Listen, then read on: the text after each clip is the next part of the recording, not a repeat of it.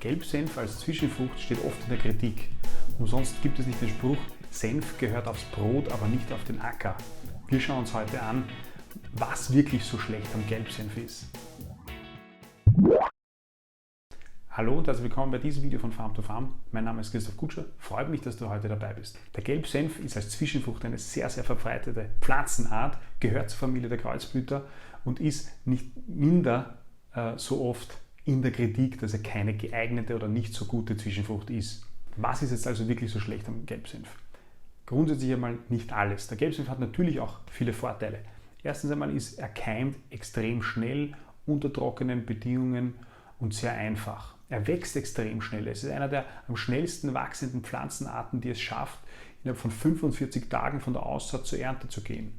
Entsprechend gut ist er im Unterdrücken von Unkräutern, weil er so eine schnelle Entwicklung hat. Weil er so schnelle Entwicklung hat, bindet er auch sehr gut und sehr schnell Stickstoff, der frei verfügbar im Boden ist. Und er erfüllt sehr gut die Funktion als Erosionsschutz in der Zwischenfrucht. Schnecken mögen ihn etwa nicht. Es gibt nematodenhemmende Senfsorten und das ist oft auch der Hauptgrund, warum der Gelbsenf verwendet wird als Zwischenfrucht. Er ist sehr billig in der Aussaat, in den Kosten pro Hektar als Zwischenfrucht.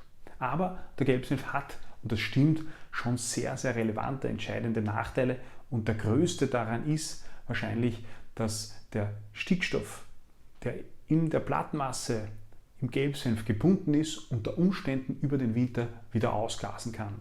Das heißt, der Stickstoff, der von Gelbsenf während der Vegetation etwa von der Aussaat im Sommer bis in den Herbst, während dieser Vegetation gesammelt wird, der geht dann nach dem Abfrosten oder nach dem Umarbeiten in die Luft, in die Atmosphäre, und das ist schlecht für dich, weil der Stickstoff damit verloren ist, und das ist auch schlecht für die Umwelt, weil ein großer Teil dieses ausgegasten Stickstoffs in Form von Lachgas in die Atmosphäre geht, und das ist einer der Treibhausgase. Wie funktioniert das genau? Da gibt es mehrere Versuche dazu, die das nachweisen. Einer etwa von der Bioforschung Austria, wo man sich 3 Varianten angesehen hat. Einmal eine Variante, eine Leguminosenmischung mit einer artenreichen Leguminosenmischung mit einer Saatstärke von 140 Kilogramm pro Hektar, wo auch grobkörnige Leguminosen dabei sind. Die zweite Variante, eine abfrostende Nicht-Leguminosenmischung, ebenfalls sehr artenreich mit Komponenten von Phacelia, Buchweizen, Hafer, Leindotter, und dann als dritte Variante eben Reinsaat Gelbsenf, 8 Kilogramm pro Hektar.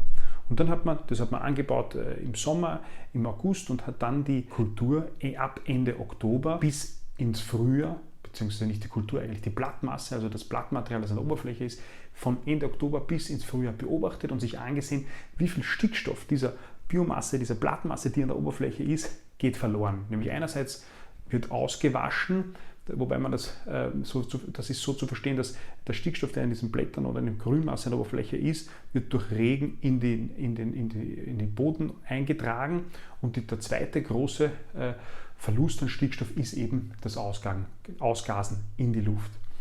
Bei dem Versuch hat sich ganz klar gezeigt, eine ganz klare Tendenz, und nicht nur bei diesem Versuch, dass die Variante des Gelbsenf wesentlich höhere Ausgasungen hat als die beiden anderen Varianten, nämlich doppelt so hoch. Beim Gelbsenf ist 37% des Stickstoffs in der Biomasse, der Ende Oktober vorhanden war, im Frühling ausgegast gewesen, also verloren gewesen, wohingegen bei den anderen Varianten ca. 18% ausgegast war. Also eine sehr klare und eindeutige Tendenz. Woran liegt das nun? Das liegt an der Natur des Senf natürlich, und zwar am Senföl. Das Senföl, das ist einer der Stoffe, die dafür verantwortlich ist, dass der Senf so schmeckt, wie er schmeckt, so diese Bitterstoffe hat.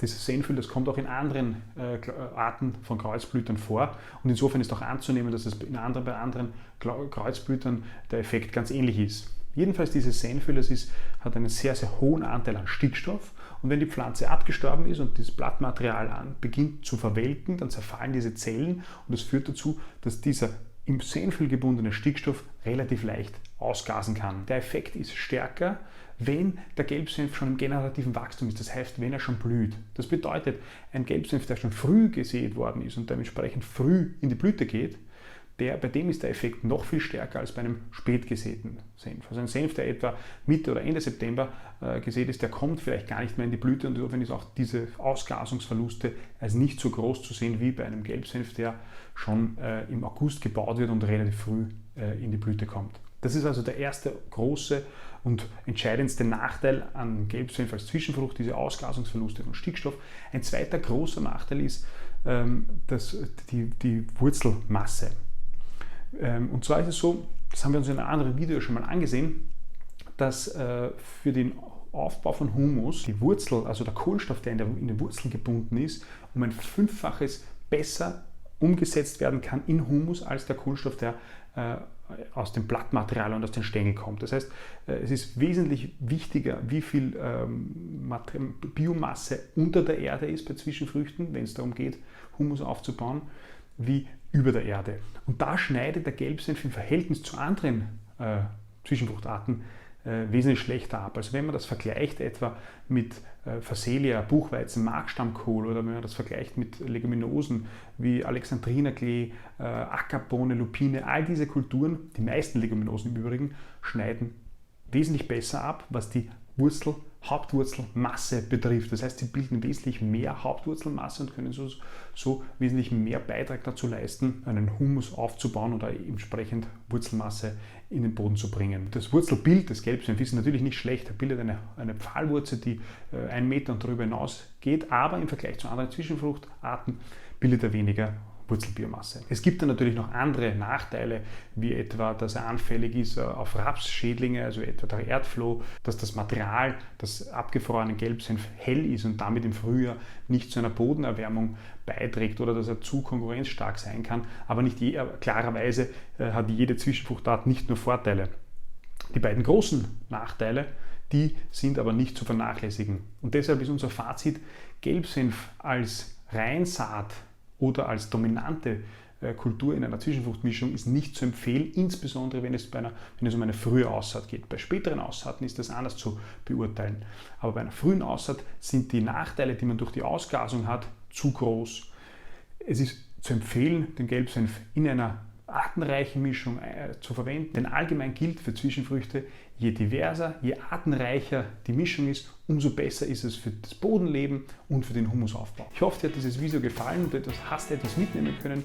Wenn dem so ist, dann gib uns ein Like, dann abonniere unseren Kanal und teile es mit deinen Berufskollegen. Vielen Dank, bis bald.